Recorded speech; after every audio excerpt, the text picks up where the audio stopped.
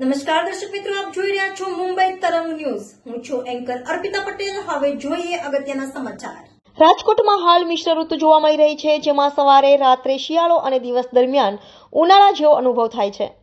આ મિશ્ર વાતાવરણને કારણે રોગચાળો સતત વકરી રહ્યો છે. રાજકોટ મનપાના આરોગ્ય કેન્દ્રો, સિવિલ હોસ્પિટલ અને ખાનગી ક્લિનિકોમાં દર્દીઓની લાઈનો લાગી રહી છે.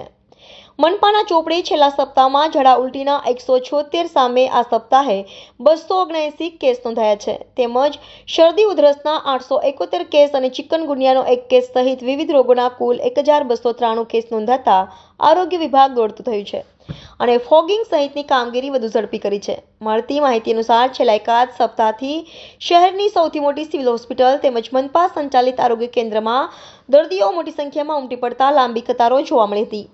લાંબા સમય બાદ મનપાના ચોપડે વિવિધ રોગોના 1293 કેસ નોંધાયા છે, જેમાં શરદી ઉધરસના 871 કેસ, ઝાડા ઉલટીના 279 કેસ, સામાન્ય તાવના 142 કેસ નોંધાયા છે. મચ્છરજન્ય રોગચાળામાં ચિકનગુનિયાનો પણ 1 કેસ સામે આવ્યો છે. જોકે અન્ય ખાનગી હોસ્પિટલો તેમજ નાના મોટા ક્લિનિકમાં સારવાર લેતા દર્દીઓની સંખ્યા ઘણી વધુ છે.